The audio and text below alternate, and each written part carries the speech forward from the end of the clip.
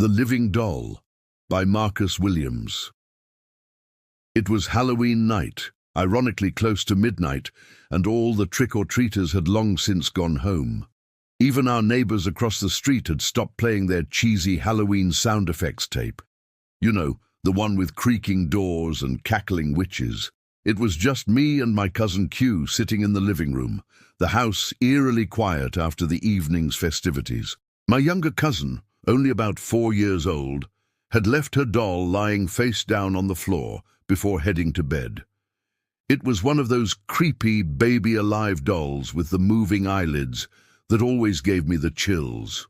Q absolutely hated that thing from the moment it arrived in our house. She found it so unsettling that she'd often chuck it down the basement stairs when no one was looking. I didn't mind it as much, so I left it there for my little cousin to find in the morning. For about half an hour, the only sounds were the soft tapping of Q's fingers on her laptop keyboard and the occasional rustle of my clothes as I shifted on the couch. Then, out of nowhere, I heard a loud, raspy shuffling noise that seemed to be coming from just outside our window. It sounded like an old man struggling to breathe, his labored gasps unnervingly close. I turned to Q, my heart suddenly racing. "Did you hear that?" I whispered. She barely glanced up from her screen. "It's probably just the neighbor's tape again," she said dismissively, going back to her typing. The silence stretched on for another minute, thick and oppressive. Then we heard it again, that rasping noise, even louder this time. It sounded like the man was trying to form words, his voice a wet, gurgling mess. A chill ran down my spine as I remembered the verse, and say, "My Lord, I seek refuge in you from the incitements of the devils." Quran 23:97. I slowly got up from the couch, my legs trembling slightly as I approached the window. Peering out into the darkness, I saw absolutely nothing, not a soul in sight, not even a stray cat prowling the empty street. Our neighbor's house was completely dark, the night as still and quiet as any other in our sleepy neighborhood. "There's no one out there," I said, turning back to Q. She didn't respond, but I could see the tension in her shoulders. I was starting to freak out, my mind racing with possibilities, each more terrifying than the last. Another minute crawled by, and then we heard it, whispering but loud enough to make out. It sounded like a child and a woman, their voices intertwining in a sinister duet. Q finally looked up from her computer, her face pale in the dim light. "It's that doll," she said, her voice barely above a whisper. Of course she'd blame it on the toy. Q was always superstitious. I gave her a skeptical look, trying to mask my own growing unease. "Come on, don't be ridiculous," I said, forcing a laugh that sounded hollow even to my own ears. I leaned down and picked up the doll, its plastic body cool against my sweaty palms. It seemed fine, its eyes closed as usual. I remembered it had a voice box, but we'd never put batteries in it. "See, it's just a toy," I said, putting it back down on the floor. "No, it's not. Just leave it alone," Q insisted, her eyes never leaving the doll. The silence returned, heavy and oppressive. I went back to my seat on the couch, every nerve in my body on high alert. Then the rasping started again, and this time I clearly heard the man say something, his words garbled and followed by wheezing. I jumped up from the couch, my heart pounding so hard I thought it might burst out of my chest. I was about to check the backyard when something caught my eye. The doll had moved. Not much, just a few inches, but I was certain it wasn't where I'd left it. With trembling hands, I picked it up again and turned it over. Its eyes were wide open, staring right at me, and it felt heavier than before, as if something had crawled inside it. A wave of revulsion washed over me, and I dropped it like it was on fire. Q leapt up and grabbed the doll, hurling it down the basement stairs with all her might. We stood there in shocked silence, listening to the doll's plastic body bounce and clatter down the steps. "What just happened?" I whispered, unable to process what I'd seen. Q shook her head, her face ashen. "I don't know, and I don't want to know. she said. We spent the rest of the night huddled together on the couch, jumping at every little sound. To this day, I still can't explain what happened that Halloween night. Q denies it ever happened, and my little cousin never asked about her doll again. I saw it only once after that, perched on the top basement step, lying on its side as if it had crawled back up. This time I didn't hesitate. I kicked it hard, sending it tumbling back down into the darkness where it belonged. The Window Watchers by David Chen. It was a cold, quiet night, and I was up late reading in my bedroom. My house sits in a wooded area, relatively isolated, with my bedroom on the first floor. I'd never bothered with blinds, since there wasn't much chance of anyone peering in, and I enjoyed waking up to natural sunlight. But after that night, I deeply regretted my decision to leave the windows bare. I just turned off my reading lamp and settled in for sleep when I heard it. A single, sharp tap on the window. It sounded exactly like a knuckle rapping on glass, not the gentle brush of a tree branch. I froze, facing away from the window, my mind racing. The thought that someone might be out there watching me sent a chill down my spine. I tried to rationalize it, to convince myself it was just the wind or an animal. But deep down, I knew better. Another knock came, then another, each one deliberate and unmistakably human. I lay there, paralyzed with fear, desperately hoping that if I stayed still, whoever was out there would think I was asleep and leave. But the knocks kept coming, steady and insistent. I remembered my grandmother's words, a verse she often recited, "Say, I seek refuge in the Lord of daybreak from the evil of that which he created." Quran 1:13, 1-2. Drawing strength from the memory, I decided I had to face this head-on. Summoning every ounce of courage I had, I turned towards the window, ready to confront my tormentor. But all I caught was a glimpse of a dark shadow ducking swiftly out of sight. That fleeting image shattered what little bravery I'd mustered. I bolted from my bed and ran to the kitchen, fumbling for the phone with shaking hands. I called the police, my voice trembling as I explained the situation. They promised to send an officer within 10 minutes, but those minutes stretched out like hours. As I hung up the phone, movement in my peripheral vision made me whirl around. There, at the kitchen window, was a face, just for a split second, before it vanished.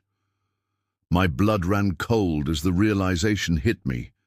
They were watching me through every window surrounding the house.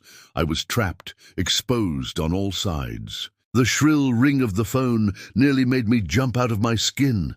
It was my neighbor and best friend, his voice tight with worry.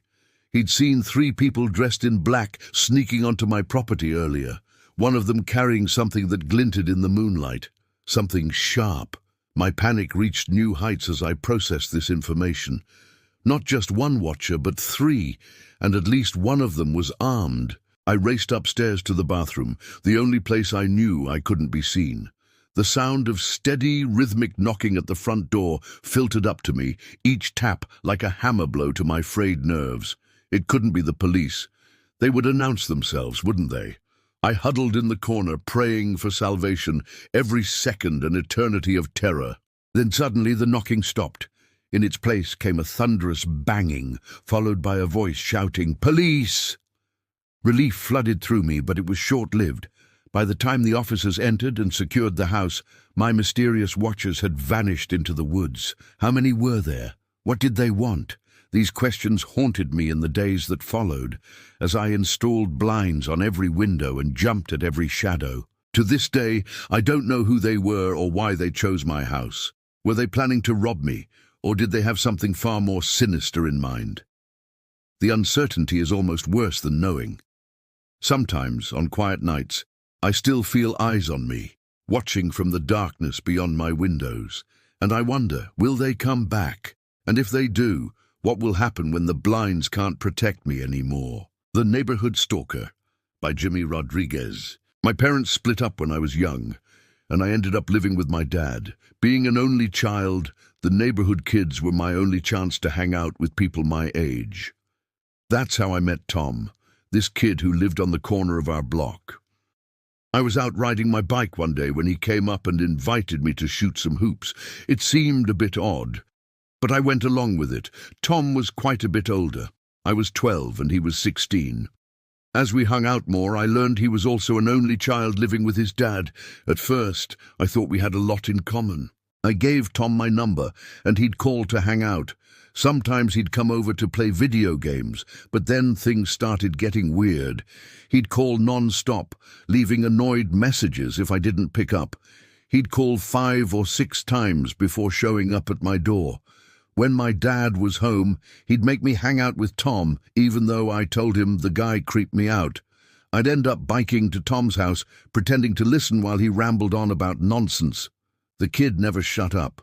I desperately needed to find a way to get him off my back. One day, Tom invited me into his house for the first time.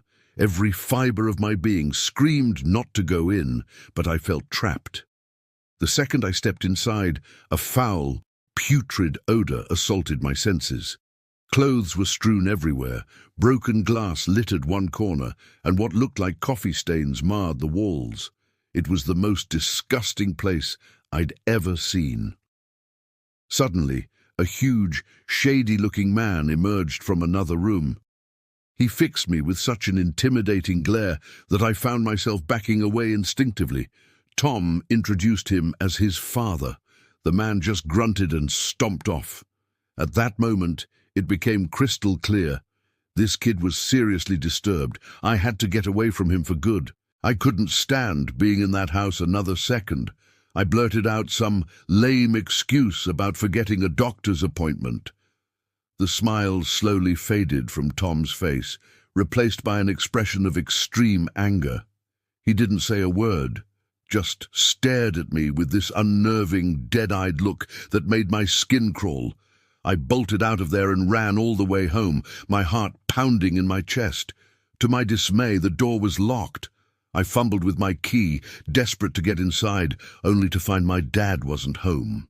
A sticky note on the fridge said he'd been called into work for a storm emergency. I'd never felt so alone and vulnerable.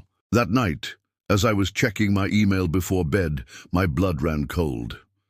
There were 5 new messages, all with subject lines in angry capital letters from an address I didn't recognize. TomTom20AOL.com. How had he gotten my email? I never gave it to him. One was titled, "You made a mistake." Another, "I know where you live." The rest were filled with profanity and threats. At 12 years old, I was absolutely terrified. I was about to call my dad when I heard rustling in the bushes outside. Peering through the blinds, I came face to face with Tom's hulking father, his eyes gleaming with malice in the darkness. In that moment, a verse my grandmother often recited came to mind. "And whoever fears Allah, He will make for him a way out." Quran 65:2. I clung to those words, praying for protection as I dialed 911 with shaking hands. The police arrived, but Tom's dad had vanished. When my father rushed home, we immediately filed for a restraining order. Tom and his father moved away about a month later, but the fear lingered. To this day, I'm haunted by one question. What would have happened if I hadn't looked out that window? The incident left me with a heightened awareness of the darkness that can lurk behind seemingly ordinary facades and a deep appreciation for the safety of home and family. The Beer Thief by Nathan Cooper. I'd just moved into a house my aunt and uncle had been renting out for years. After a few months of living solo, a work buddy asked if I needed a roommate. I mulled it over and decided to let him move in. It was a 2-bedroom place with a den and an office in the garage. He wanted his own space, so he set up shop in the garage office. It was a pretty sweet setup, except he had to come into the house to use the bathroom and kitchen. We worked different schedules, so I often left the door unlocked for him. One night, I went to my girlfriend's for dinner. When I got back, I decided to crack open a 6-pack I'd bought the day before. But when I opened the fridge, my beer was gone. I saw red, assuming my roommate had helped himself without asking. I stormed out to the garage and burst into his room, waking him up. I demanded to know why he'd taken my beer. He groggily insisted he hadn't touched it. Having lived with him for a while, I could usually tell when he was lying. This time he seemed genuinely confused. My anger turned to dread as I realized someone else must have been in our house. We searched the place, making sure everything was where it should be. The TV and furniture were untouched. It wasn't until I went into my bedroom that I noticed my $2,000 laptop was missing. That's when panic really set in.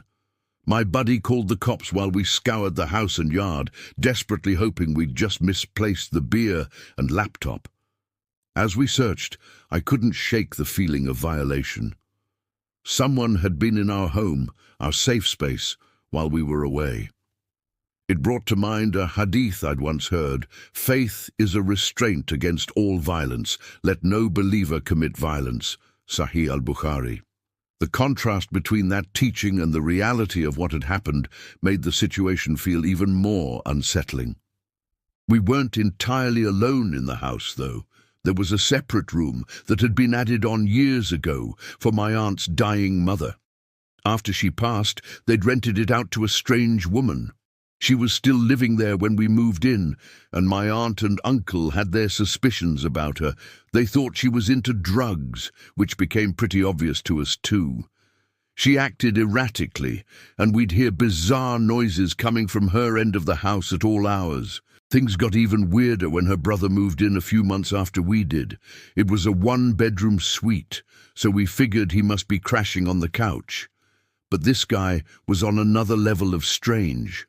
He'd completely ignore me when I pulled up, and he was outside smoking. Trying to talk to him was like speaking to a brick wall. He'd just stare right through you.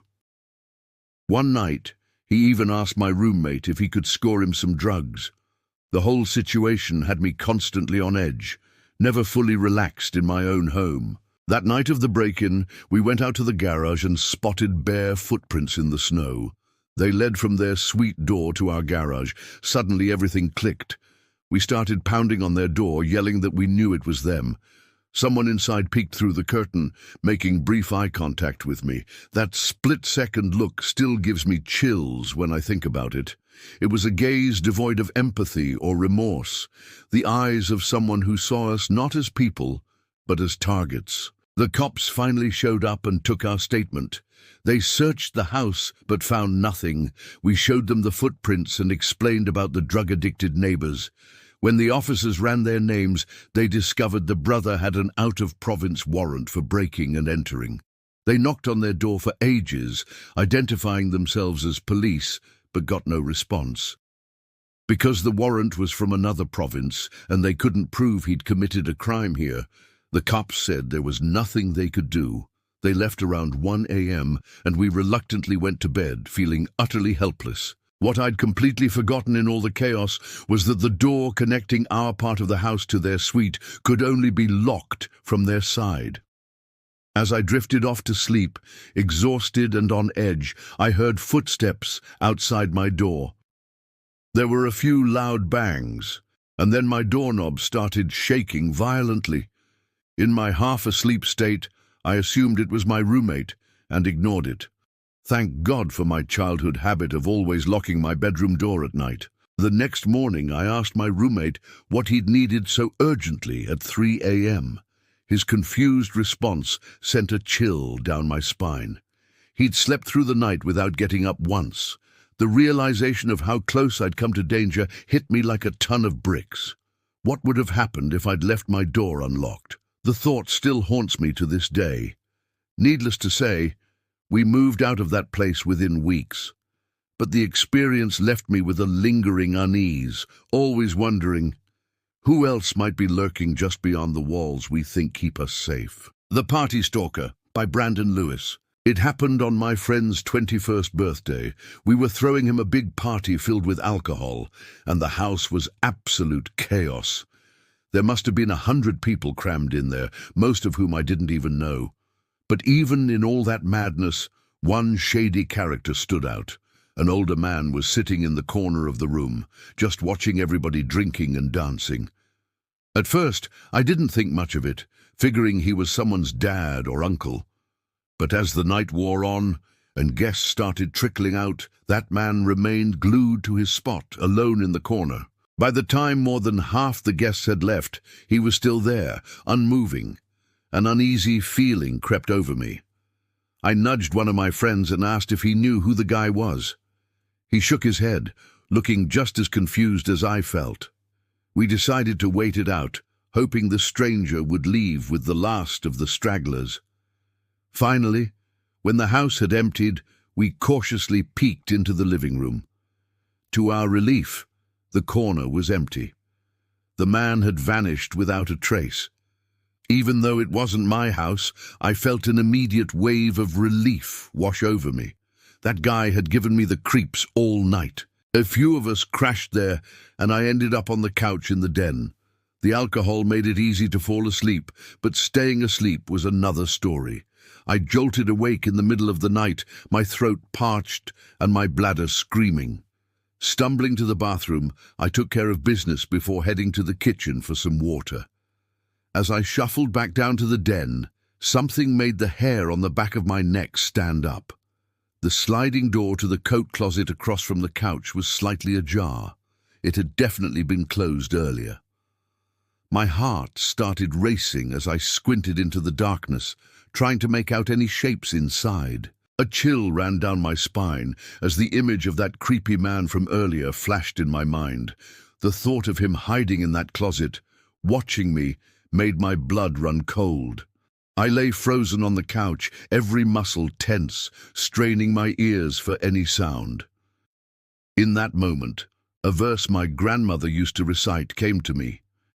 "Say, I seek refuge with the Lord of the dawn from the evil of what he has created." I silently mouthed the words, clinging to them like a lifeline. My eyes never left that sliver of darkness as I desperately tried to come up with an escape plan. I could make a break for it, leaping over the other couch and bolting up the stairs to where my friends were sleeping. But I had to work up the courage first. My heart nearly stopped when I saw the closet door slide open a little more. That was all the motivation I needed. In a flash, I vaulted over the couch and sprinted for the stairs, my legs pumping furiously, the sound of the closet door flying open fully and heavy footsteps pounding after me filled my ears. I screamed for my friends to wake up as I burst into the living room, wild-eyed and panting. My 3 buddies jolted awake, looking at me like I'd lost my mind. Knowing we now outnumbered the intruder gave me a small boost of courage. We all stared at the stairway, waiting for the creep to appear. But nothing happened. The house was dead silent. My friends demanded an explanation, so I told them about the man from the party hiding in the closet and chasing me up the stairs. Just as I finished speaking, we heard the back door in the den open and close. We all exchanged horrified looks before calling the cops, but it was too late. The man had simply vanished into the night, leaving us with nothing but questions and a lingering sense of violation. The Gas Station Trap by Jessica Martinez. During my college years in North Carolina, I picked up a job at the local TJ Maxx to make some extra cash. My class schedule meant I usually worked the later shifts.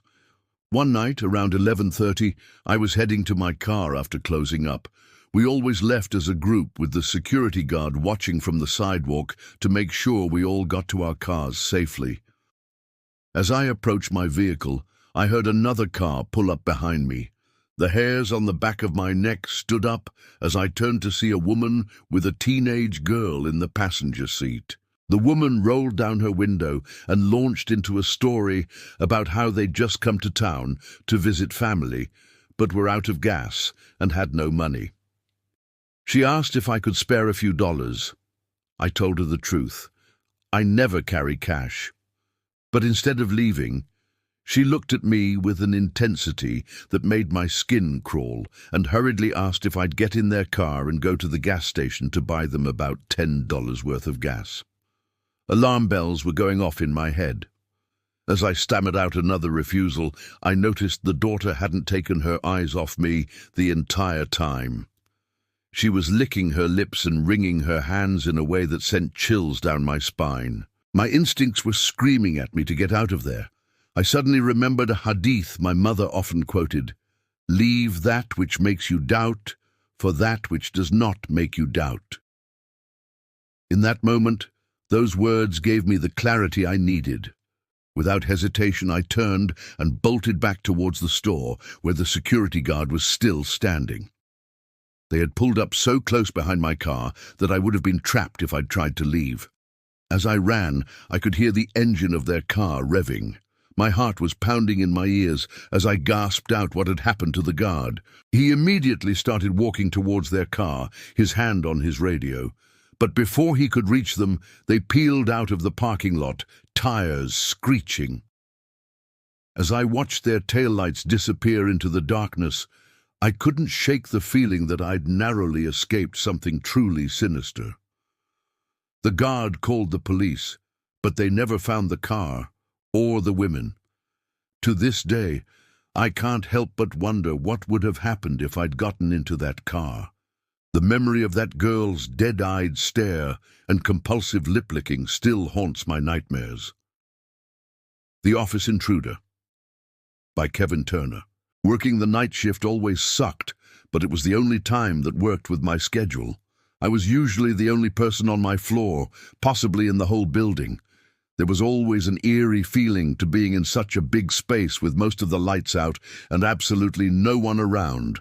But on the upside, it was peaceful and less stressful, allowing me to get a ton of work done. Little did I know that one Friday night would change everything. It was around 2:00 in the morning, and I was typing away at my keyboard when I heard a noise from outside my cubicle.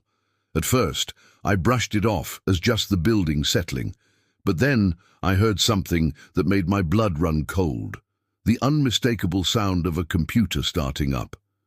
I froze, my fingers hovering over the keys. I was certain no one else was working the night shift. Slowly, I stood up on my chair to peer over the cubicle walls. The glow of a computer screen pierced the darkness on the opposite side of the room. My heart racing, I did something I now regret. I called out, asking if anyone was there. The moment the words left my mouth, the computer screen across the room went dark. The silence that followed was deafening. Panic set in as I realized I wasn't alone. I quickly turned off my lamp and computer screen, plunging my area into darkness. Crouching down, I tiptoed to a nearby cubicle, my ears straining for any sound. The silence stretched on for what felt like hours.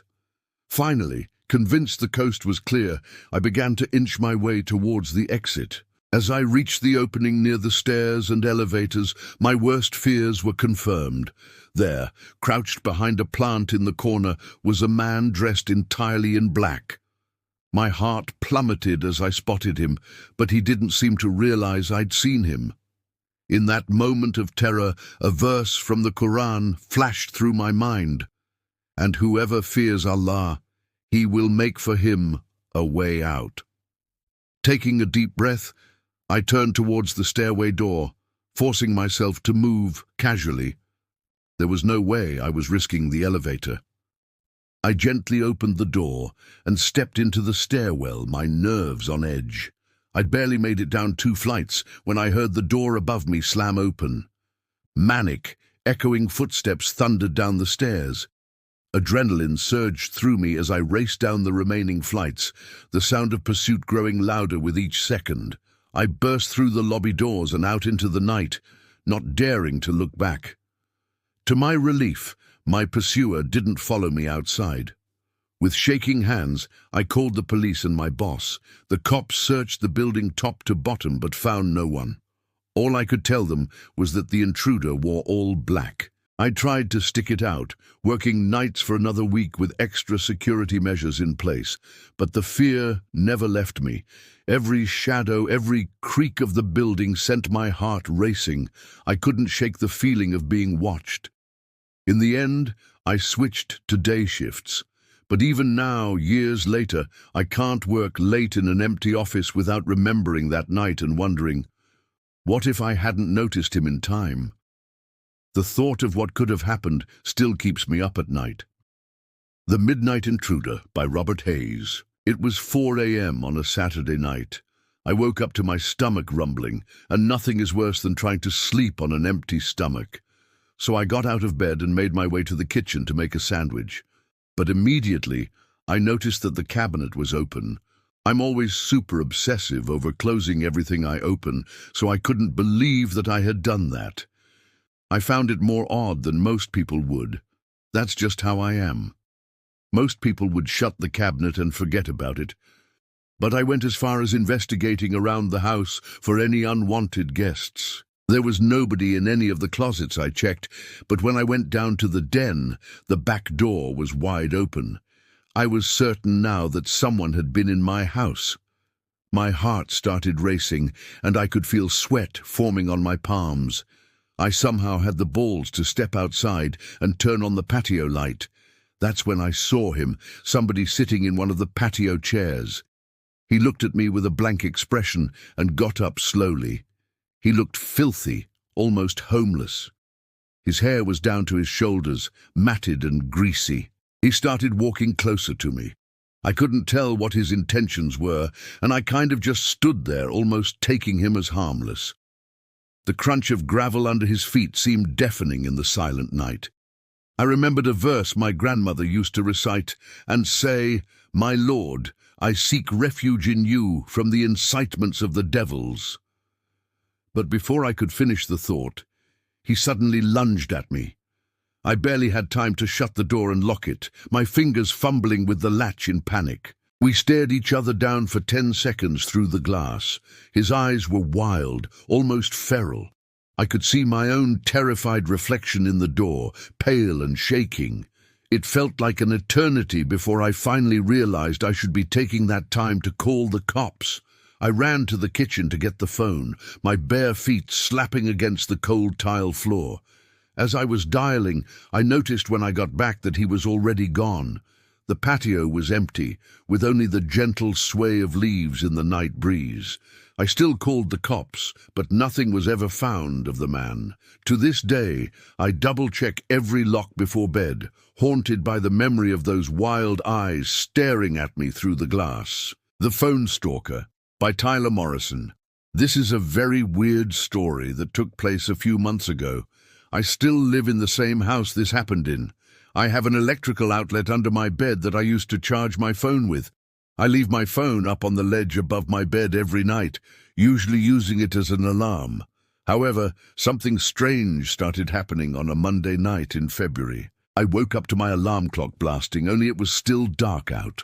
The sudden noise in the silence made my heart jump. I looked at my actual alarm clock sitting on my desk. It was 4:05 in the morning. I wasn't sure if I'd accidentally set a new alarm. The alarm was titled Down. I unset it and went back to sleep, not overthinking it, but a nagging feeling of unease lingered as I drifted off. The next night, I woke up again to the sound of my phone's alarm clock blasting. The harsh electronic tone seemed to pierce right through me. I saw that the time was 3 in the morning, and the alarm clock title was set to Beneath. No way had I set that alarm. I would remember something like that. I figured my brother was playing a joke on me somehow. The next morning I told my dad to tell him to stop messing with my alarm clock, that it's interrupting my actual sleep on school nights. But he swore on his life that he had never touched it, and I kind of believed him. That night I put a password on my phone and wrote it on a sticky note just for safekeeping. I hid the sticky note on the wall behind my bed and made sure no extra alarms were set. The only one was set for 8 a.m. I fell asleep, but once again I woke up to the blasting alarm clock in total darkness. 2 a.m. The alarm was titled The. I was a little freaked out now. Something was really wrong with my phone. I was sure someone was hacking into it. The glow from the screen cast eerie shadows on the walls, making my room feel alien and threatening. The next day, I left it off for the whole day in hopes that whoever was messing with it would forget about it. And that night, I used my actual alarm clock on my desk as an alarm instead. I set it to 8 a.m. and went to sleep. But when I woke up, there was once again no sunlight. My alarm clock was off, so I couldn't see the time. It was my phone. It had been moved to the ledge, but the alarm clock sound wasn't the usual marimba. It was some kind of distorted screaming sound. The inhuman wail made my blood run cold. I turned off the alarm, which was titled Bed. It was once in the morning. I was laying there, clueless, not knowing what to think. My phone was at 10%, so I reached down under my bed to try and find the charger that's normally plugged into the wall. It was missing. And then, at the worst possible time, I realized exactly what it all meant. The 4 alarm titles formed a sentence. Down beneath the bed. I tried to pull my arm away, but it was too late. I felt a hand grab my arm and squeeze tight.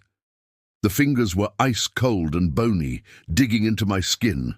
I screamed as loud as I could, loud enough for all the neighbors to hear. I heard my parents' bedroom door open and footsteps running over to my room. My door opened and my dad barged in with a baseball bat. He saw that I was being pulled down to the edge of my bed. My dad reached under my bed and grabbed a hold of the man hiding under. He knocked him out with the bat and called the cops.